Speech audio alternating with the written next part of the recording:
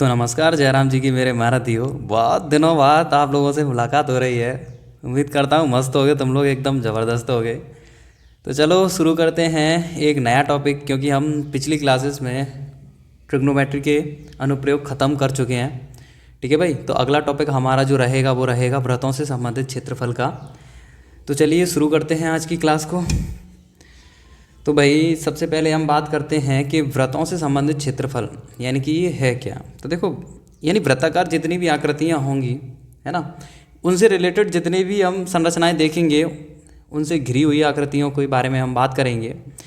ठीक है, तो उनका एरिया क्या होता है वो सारी चीज़ें हम देखेंगे। तो जैसे कि अगर प्रस्तावना में हम बात करें तो हम वृत्त के आकार से परिचित हैं। यानी वृत्त कैसा होता है, कुछ इस तरीके का होता है भाई। तो कार के पहिए, सिक्के इत्यादि को हम क्या कहेंगे भाई, वृत्त कहेंगे। अब देखिए इसकी परिधि क्या होती है भाई, यही तो वृत्ताकार होती है। क्यों? यानी कि मान लीजिए ये क्या है, कोई पहिया है, तो पहिए की जो परिधि है ना, जो साइड साइड का जो एरिया है, ये क्या है, यही तो वृत्त है, इसी को तो वृत्त कहते हैं।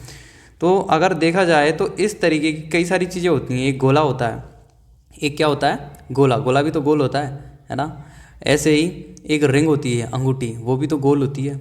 ऐसे ये है वृत्त, लेकिन इनमें कुछ डिफरेंस होता है। मैं आपको बता दूं वृत्त क्या होता है। जैसे कि अगर बात करें हम, जैसे कि ये पेपर है, अब इसको पेपर को गोल काट दें तो वो जो गोल कागज़ होगा ना, वो वृत्त कहलाएगा।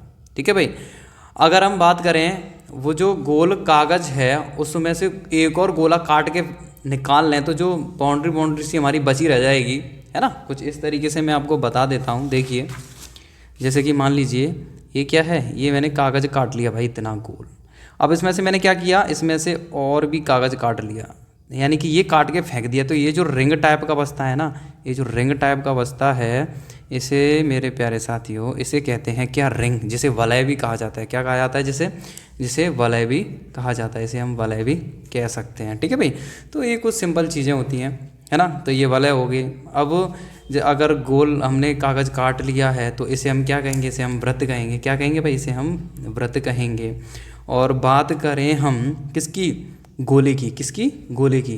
अगर गोला क्या होता है मैं बता दूं, गोला होता है तुम्हारा एकदम गोल। एकदम गोल जो होता है भाई वो गोला होता है, जैसे गेंद। क्या, गेंद। ठीक है भाई, जैसे गेंद हो गई आप लोगों की, गेंद कैसी होती है, एकदम गोल होती है भाई, है ना। तो अब गोला खोखला भी होता है, ठोस भी होता है। क्यों, क्रिकेट की गेंद जो होती है खोखली होती है। ठीक है भाई, फुटबॉल वगैरह ये सारे गोले में आते हैं। तो समझ में आ गया होगा गोला क्या होता है, वलय क्या होती है और वृत्त क्या होता है। ठीक है भाई। तो ये कुछ गोलाकार चीज़ें होती हैं, इनके बारे में मैंने आप लोगों को बता दिया। तो हम कह सकते हैं कि एक वृत्त को निम्न प्रकार परिभाषित कर सकते हैं कि एक घेरे की आकृति, क्या, एक घेरे की आकृति जिसके घेरे का प्रत्येक बिंदु आकृति के अंदर, क्या, जिसके घेरे का प्रत्येक बिंदु आकृति के अंदर दिए स्थिर बिंदु जिसे केंद्र कहते हैं, यही तो केंद्र होता है भाई, से नियत दूरी पर होता है। ये क्या पागल बना रहा है, देखो मैं बता रहा हूँ। यानी कि ऐसे बिंदु हों बहुत सारे, ठीक है, जिनका किसी एक बिंदु से दूरी कैसी हो, सभी बिंदुओं की बराबर हो। जैसे मान लो ये बहुत सारे बिंदु हैं भाई, ये बहुत सारे बिंदु हैं, है ना, ये बहुत सारे बिंदु हैं। अब एक बिंदु बीच में ऐसा मानो कि यहाँ से मान लो ये वाला बिंदु के बीच की दूरी, ये वाले बिंदु की भी दूरी, ये वाले बिंदु की भी दूरी, ये वाले बिंदु की भी दूरी, ये वाले बिंदु की भी दूरी, और ये वाले बिंदु की दूरी, और ये वाले बिंदु की दूरी। इन बिंदुओं की दूरी कैसी समान है, R R R R R मान ली हमने आर है। तो जब इनको हम मिला देंगे ना, जब इनको हम मिला देंगे तो ये क्या बन जाएगा भाई, यही हमारा वृत्त बन जाता है। यही क्या बन जाता है, हमारा वृत्त बन जाता है। ये कुछ इस तरीके से कहना चाह रहा है, नियत दूरी पर स्थित होती हैं ये। तो मेरे प्यारे साथियों ये कुछ इस तरीके से इंट्रो कर रहा है वृत्त के बारे में। अब बात करते हैं वृत्त की परिधि और क्षेत्रफल के बारे में। तो कुछ भी नहीं है यार, जो वृत्त होता है ना गोल, उसकी जो साइड साइड वाला जो तुम देख सकते हो, ये जो लंबाई होगी इसकी, यही परिधि होती है। ये क्या होती है, परिधि होती है। तो माना वृत्त की त्रिज्या क्या है, आर है। तो वृत्त के चारों ओर, ठीक है, वृत्त के चारों ओर होती है ये। और एक चक्कर लगाने में, यानी कि एक तरीके से कह सकते हैं कि माना वृत्त की त्रिज्या आर है और वृत्त के चारों ओर एक चक्कर लगाने में चली गई दूरी, इसका परिमाप, यानी कि चली गई दूरी। मान लो यहाँ से चलना शुरू किया और चलते गए और वापस यहीं आ गए, तो ये जो दूरी होगी ना, यही क्या कहलाएगी, इसकी परिधि कहलाएगी। तो मेरे प्यारे साथियों परिधि का फॉर्मूला सीधे आप लिख सकते हो। ठीक है, क्या होता है, 2πr होता है। वृत्त की परिधि क्या होती है, 2πr। इसको याद कर लेना, इसको लिख के रख लेना और दिमाग में बिठा लेना भाई। और वृत्त का क्षेत्रफल क्या होता है, πr² होता है। ठीक है, तो वृत्त का क्षेत्रफल πr² हो गया, वृत्त की परिधि 2πr हो गई। और मैं बता दूं आपको, जितनी भी गोलाकार चीज़ें होंगी, चाहे वो बेलन हो, चाहे वो गोला हो, चाहे वो शंकु हो, सब में पाई का यूज़ किया जाएगा। तो जितनी भी रिंग टाइप की चीज़ें होती हैं ना, सब में पाई का यूज़ किया जाता है। पाई एक नियत अपरिमेय संख्या होती है जिसका लगभग में मान, कितना एग्जैक्ट नहीं, लगभग में मान होता है 3.1416, या हम कह सकते हैं 22/7 भी से कह सकते हैं, या 355/113। ओहो, ये नहीं देखने को मिल गई। ये भी देखा होगा, ये भी देखा होगा, ये नहीं देखा होगा, कोई नहीं यार, इसको काट करके यही आएगा। कभी कभी होता है, ठीक है, तो ये भी कभी कभी होता है, यानी कि इसका इसमें भाग दोगे, इसका इसमें भाग दोगे, लगभग बराबर आएगा, यानी इतना लगभग में आएगा, है ना। एग्जैक्ट पाई की वैल्यू अभी नहीं निकल पाई है। अब बात करें व्यास की। व्यास क्या होता है? तो व्यास वृत्त की एक जीवा जो केंद्र से होकर के जाती है, वृत्त का व्यास कहलाती है। चलो मैं बता देता हूँ भाई, जैसे ये वृत्त है, ये केंद्र है इसका। अब वृत्त के अंदर कई सारी जीवाएँ होती हैं, बहुत सारी जीवाएँ होती हैं, अनंत जीवाएँ होती हैं। तो जो जीवा वृत्त के केंद्र से होकर के जाती है वो सबसे बड़ी जीवा होती है, और इसी को हम क्या कह देते हैं? इसी को हम व्यास कह देते हैं। बात समझ में आई कि नहीं आई? जो जीवा केंद्र से होकर के चाहे ऐसे जाए, चाहे ऐसे जाए, चाहे ऐसे जाए, ठीक है, केंद्र से होकर के जा रही है, उसे हम व्यास कह देते हैं। क्या कह देते हैं? उसे हम व्यास कह देते हैं, ठीक है भाई। तो व्यास समझ में आ गया होगा। अगर बात करें व्यास की, तो देखो यहाँ से यहाँ तक की ये त्रिज्या, और यहाँ से यहाँ तक की ये त्रिज्या। अगर त्रिज्या ये भी आ रहा है, ये भी आ रहा है, यानी कि आर और आर कितनी हो जाएगी? 2r। यही क्या कहलाएगा? व्यास कहलाएगा, डायमीटर कहलाएगा। बात समझ में आएगी नहीं भाई? तो ये हमारा डायमीटर कहलाएगा, यानी दोनों त्रिज्याओं को जोड़ दें तो हमारा डायमीटर देखने को मिल जाता है, व्यास देखने को मिल जाता है। इस तरीके से हम कह सकते हैं कि जो व्यास होता है वो त्रिज्या का दुगुना होता है, ठीक है भाई। तो इस तरीके से व्यास जो होता है वो त्रिज्या का दुगुना होता है। अब वृत्त के कुछ सूत्र हैं भाई, इनको ध्यान से देख लेना, ये तुम्हारी मदद करेंगे। तो वृत्त का क्षेत्रफल πr² हो गया, वृत्त की परिधि 2πr हो गई, याद कर लेना भाई, समझ में आ जाएगा तुम लोगों के। अब बात कर रहा है अर्धवृत्त का क्षेत्रफल क्या होगा। अरे भाई ये क्या था? पूरे वृत्त का क्षेत्रफल। अर्धवृत्त का मतलब क्या होता है कि वृत्त को बीच में से 2 हिस्सों में काट देना। मान लो ये है, चलो मैं नया बना लेते हैं, ये है वृत्त भाई। ये क्या है? वृत्त। क्या है? ये इसका केंद्र है। अब क्या किया हमने? इसकी जीवा से इसको 2 भागों में बांट दिया। ये ऊपर वाला हिस्सा हो गया और ये नीचे वाला हिस्सा हो गया। तो इस हिस्से को क्या कहेंगे हम? अर्धवृत्त कहेंगे। इसे क्या कहेंगे? अर्धवृत्त। इसे हम अर्धवृत्त कहेंगे, ठीक है भाई। ये दोनों अर्धवृत्त होंगे। तो क्या होगा? जैसा इसका क्षेत्रफल रहा होगा वृत्त का, उसका अगर आधा कर दें क्षेत्रफल का, तो वो अर्धवृत्त बन जाएगा, अर्धवृत्त का क्षेत्रफल बन जाएगा। तो देखो पूरे वृत्त का πr² था, अर्धवृत्त का क्या हो जाएगा? ½ πr², ठीक है भाई। अब आप कहोगे कि भैया कि अगर बात करें कि अर्धवृत्त की परिधि, जिसको परिधि नाम नहीं दिया जाता, जिसको परिमाप कहा जाता है, कि अर्धवृत्त का जो परिमाप और परिधि है ना, क्या होगी? 2πr की आधी कर दो, πr हो जाएगी? नहीं, πr + की 2r होगी। कैसे? वो मैं आपको बता देता हूँ। जैसे अर्धवृत्त था भाई, यहाँ से काट दिया ये, तो कुछ इस तरीके का स्ट्रक्चर देखने को मिल जाएगा हमें, कुछ इस तरीके का, ठीक है भाई। तो इसमें नई चीज़ क्या आ गई? देखो ये आ गई। देखो परिधि क्या होती है? साइड की मेजरमेंट ही तो होती है ये। अब ये जो पूरी थी, ये पूरी कितनी थी? 2πr थी। अब ये आधी, यानी कि ये कितनी रह जाएगी? πr रह जाएगी, ठीक है भाई, कोई दिक्कत नहीं। लेकिन ये भी तो हमें सतह मिल गई नहीं, है ना। ये सतह क्या है? यहाँ से r, यहाँ से r, यानी ये r, तो कितनी हो जाएगी? 2r। कितनी हो जाएगी? 2r। तो इस तरीके से हम कह सकते हैं क्या कि अर्धवृत्त का जो परिमाप होता है वो कितना होता है? πr + के 2r। क्या होता है? πr + के 2r होता है। बात समझ में आ गई होगी। देखिए कुछ इस तरीके से आप चित्र देख पा रहे होगे अर्धवृत्त का। ये त्रिज्या है, केंद्र O है, ठीक है भाई।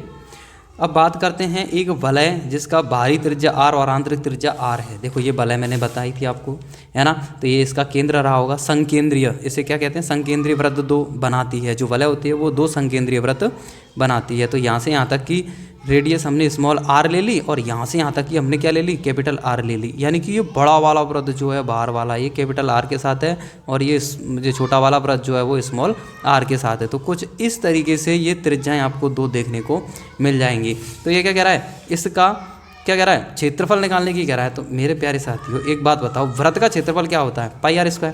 तो पाई इस बड़े वाले वृत्त का स्क्वायर, किसका? इस बड़े वाले वृत्त का स्क्वायर क्या हो जाएगा? r², यानी पूरे का हमने इस क्षेत्रफल निकाल लिया। अब इसमें से क्या किया था? अंदर वाले वृत्त को ही तो काट करके निकाल दिया था। तो अंदर वाले वृत्त को काट करके निकाल देंगे तो अंदर वाला वृत्त का क्षेत्रफल क्या होगा भाई? क्षेत्रफल के अकॉर्डिंग ही तो निकलेगा। तो वो होगा πr का स्क्वायर। अब हमने क्या किया? बड़े वाले में से इसको काट के फेंक दिया, यानी माइनस कर दिया। तो यही तो साइड वाला बचा रह जाएगा, यही तो बचा रह जाएगा। तो इसका एरिया क्या हो जाएगा? इसमें से इसको माइनस कर दो, पाई कॉमन में ले लेंगे तो r² - के r²। इसका क्या आ जाएगा? क्षेत्रफल देखने को मिल जाएगा। तो कुछ इस तरीके से आप लोग कह सकते हो कि वलय का क्षेत्रफल ये होता है, ठीक है भाई। है ना, जिसकी बाहरी त्रिज्या आर, आंतरिक त्रिज्या स्मॉल आर हो, तो इसके लिए तो इसको याद रख लेना भाई, है ना। ये बड़ा वृत्त हो गया, ये छोटा वृत्त हो गया, छोटे वाले की त्रिज्या स्मॉल आर, बड़े की कैपिटल आर, केंद्र ओ। तो ये जो शेडेड एरिया है, शेडेड रीजन है, इसका हमने एरिया निकाल लिया। तो ये आपके लिए बहुत ज़रूरी था भाई, इसको ध्यान से देख लेना। अब ये कह रहा है घड़ी की सुइयों का परिक्रमण, घड़ी की सुइयों के परिक्रमण के लिए अगर बात करी जाए तो मिनट की सुई द्वारा 60 मिनट में आंतरिक कोण कितना बनता है, 360। अब देखो मिनट की सुई द्वारा 60 मिनट में, अब जैसे कि ये घड़ी है, अब ये क्या है, ये है भाई हमारी घड़ी, जहाँ यहाँ बज रहा है 12, यहाँ 3, यहाँ 6, यहाँ 9, ठीक है भाई, यहाँ 1 2 4 5 7 8 10 और 11, ठीक है भाई। तो कुछ इस तरीके से अब ये बात कर रहा है कि अगर इसकी बात कर रहा है कि ये मिनट की सुई द्वारा 60 मिनट में, तो ये मिनट की सुई मान लो, ये है मिनट की सुई, 60 मिनट में यानी कि पूरा घूम जाएगी। ये पूरा कितना घूमेगी कि 360 ही तो घूमेगी। तो मिनट की सुई क्या करेगी, मिनट की सुई 60 मिनट में कितना घूमती है, 360। तो ये बताइए, ठीक है, 60 मिनट में कितना घूम रही है, 360। तो यहीं से एक चीज़ और याद रखना, तो ये बताइए एक मिनट में कितनी घूमेगी, एक मिनट में कितना घूमेगी, तो 360/60, इससे ये कट गया, 6 से 6, यानी एक मिनट में ये घूमेगी हमारी कितने, 6 डिग्री। यानी जो मिनट की सुई होती है वो एक मिनट में 6 डिग्री घूम जाती है। अब बात करें घंटे की सुई की भाई, तो कह रहा है घंटे की सुई 12 घंटे में 360 घूमती है, यानी कि भाई सिंपल सी बात है, पूरा चक्कर ही तो लगाएगी 360 में। तो 12 घंटे में कितना 360 घूम रही है, तो एक घंटे में कितना घूमेगी भाई, सिंपल इसका इसमें भाग दे, तो 12 × 36, यानी कि कितना 30 डिग्री। तो एक घंटे में 30 डिग्री घूमती है, यानी घंटे की सुई को यहाँ से यहाँ तक आने में 30 डिग्री डिस्टेंस कवर करती है। बात करें मिनट की, तो मिनट की जो सुई होती है वो यहाँ से कहाँ तक आने में, यहाँ 1 2 3 4 है ना, सॉरी 1 2 3 4 और ये 5, ऐसे ही तो होता है। यानी 1 मिनट कवर करने हैं यहाँ से यहाँ तक आने में, यानी ये जो एंगल बनाती है ये कितने का बनाती है कि 6 डिग्री। कितना बनाती है, 6 डिग्री एंगल बनाती है। कुछ इस तरीके से पूरा सर्कल 360 कवर होता है। तो कुछ इस तरीके से ये बताने की कोशिश कर रहा है भाई, तो समझ गए होंगे। अब ये क्या कर रहा है, घूमते पहिए के लिए अगर बात करें, घूमते पहिए के लिए, अच्छा देखो एक बात सोचना ज़रा, मान लो कोई पहिया है, क्या है, कोई पहिया है तार का, एक सीधा तार था, आपने उसको बेंड कर लिया। जैसे गांव में देखते नहीं हो, क्या बनाते हैं, बीजना बनाते हैं गर्मियों में, है ना, हवा करने के लिए। लाइट चली जाती है, पेड़ के नीचे बैठते हैं, पेड़ के नीचे भी हवा नहीं लगती है, तो बीजना लेते हैं, पंखा जैसे कहते हैं, हाथ से बनाते हैं भाई। अब तो इन्वर्टर वगैरह लग गए हैं, तो अब इनकी ज़रूरत नहीं पड़ती है, सारी चीज़ें ख़त्म होती जा रही हैं। लेकिन आपने देखा होगा, अगर आप गाँव से बिलोंग करते हो, तो तार को ऐसा बेंड कर देते हैं। पहले सीधा तार होता है, उसको बेंड करके इन दोनों सिरों को मिला दिया जाता है, तो कुछ इस तरीके से क्या बन जाता है, गोला बन जाता है। अब वापस से अब एक वृत्त का रूप ले लिया, अब इसी को खोल दें, यानी ये जो पर्दी तो होगी है ना, यानी इसी की जो लंबाई होगी वो किस में बदल जाएगी, पर्दी में बदल जाएगी, गोल हो जाएगा, तो 2πr बन जाएगी। मान लो इसकी लंबाई कितनी थी कि 6 मीटर थी, तो 2πr क्या हो जाएगा, 6 के बराबर हो जाएगा, है कि नहीं। एक 6 मीटर का तार है, गोला बना दिया, तो बताओ पर्दी कितनी होगी, तो 2πr बराबर 6। अब बात करें इसकी रेडियस कितनी रहेगी, तो यहाँ से रेडियस निकाल दो, r बराबर कितना आ जाएगा, 6/2π। तो ऐसा कुछ हम कर सकते हैं करतब। तो इन्हीं चीज़ ऐसी कुछ इसके बारे में बता रहा है ये। तो एक चक्कर में मान लो, अब ये पहिया है, एक चक्कर में कितनी दूरी तय करेगा, मेरी बात को ज़रा समझना। मान लो यहाँ से चलना शुरू हुआ, धड़केगा, फिर वापस यहीं पे तो आएगा, यानी कि पूरी पर्दी कवर करेगा। तो एक चक्कर में वो पर्दी के बराबर चलता है। एक चक्कर में क्या, एक चक्कर में कितना, किसके बराबर चलता है, वो चलता है अपनी पर्दी 2πr के बराबर। अपनी पर्दी 2πr के बराबर वो डिस्टेंस कवर करता है भाई। बात समझ में आई कि नहीं? तो एक चक्कर में 2πr कवर करता है भाई। तो ये क्या कह रहा है, पहिए द्वारा एक परिक्रमण चली गई दूरी इसकी पर्दी के बराबर होती है। इसी वजह से, क्योंकि इसको खोल दोगे ना तो ये तार बन जाएगा सीधा, तो यही होता है भाई। अब बात करें एकांक समय में परिक्रमणों की संख्या। हाँ, अगर ये कह रहा है कि ये बताइए परिक्रमण कितनी, मतलब कितना इसने परिक्रमण किया है, कितने इसने चक्कर काटे हैं इतनी दूरी तय करने में। मान लो उसने दूरी कितनी तय करी, 200 मीटर दूरी तय करी भाई, 200 मीटर दूरी तय करी है। और उसकी पर्दी कितनी है, उसकी पर्दी है, मान लो उसकी पर्दी कितनी है भाई, उसकी पर्दी 20 मान लो। तो ये कह रहा है कितने चक्कर पहिए ने लगाए होंगे, इस पहिए ने कितने चक्कर लगाए होंगे, कितने चक्कर इस पहिए ने लगाए होंगे। तो चक्करों की संख्या कैसे निकालेंगे, कुल दूरी बट्टे परिधि, उस पहिए की परिधि कितनी है, इससे इसको काट दो, कितने 10 चक्कर उसने लगाए होंगे। तो कुछ इस तरीके से हम बता सकते हैं कि एकांक समय चली दूरी बट्टे परिधि। तो चली दूरी बट्टे परिधि, दूरी कितनी चली है कि 200, परिधि कितनी है कि 10, तो 200 बट्टे 10, 20 चक्कर इससे हम निकाल सकते हैं। जैसे देखो ये कह रहा है ना, ये घूमा, फिर ये नीचे आया, फिर ये ऐसे, यानी कि यहाँ से शुरू किया और ये घूमता गया और यहीं पे ख़त्म हो गया, यहाँ से शुरू यहीं पे ख़त्म, तो ये परिधि के बराबर इसने डिस्टेंस कवर की। तो भाई ये कुछ बहुत ही ज़्यादा इंपॉर्टेंट पॉइंट्स थे जो हमारे नए टॉपिक में हमारी मदद करेंगे। ठीक है, तो इन पॉइंट्स को बड़े ध्यान से समझ लेना भाई, बड़े ध्यान से देख लेना, इनको याद कर लेना, ये फॉर्मूले जो हैं लिख करके, ठीक है, तभी ये आपकी समझ में आएंगे, है ना। तो मेरे प्यारे साथियों, इससे ज़्यादा मैं नहीं कराऊंगा क्योंकि अभी आपका दिमाग इतना सहन नहीं कर पाएगा। तो चलो आज के लिए बस इतना ही रखते हैं भाई, इससे आगे की कहानी शुरू करेंगे हम कल। तब तक के लिए भाई हंसते रहिए, मुस्कुराते रहिए, नाचते रहिए, खाते रहिए, खिलखिलाते रहिए, और ऐसे ही आपको क्लासेस अब कंटिन्यूस मिलती रहेंगी। ठीक है, तो एंजॉय करिए भाई। और 1 महीने तक लगभग मैं बताऊं, 1 महीने तक तो आप लोगों को कुछ इसी तरीके से क्लासेस देखने को मिलेंगी। 1 महीने के बाद हम वापस से बोर्ड पर आएंगे। ठीक है, बोर्ड पर हम पढ़ाना शुरू करेंगे भाई लगभग 1 महीने के बाद। तो तब तक के लिए भाई इंतज़ार करिए, और मैं भी पूरा सेटअप वेटअप इधर सेट कर दूंगा, तो आप लोगों को बोर्ड पे क्लास मिल जाएंगी। ठीक है, बाय।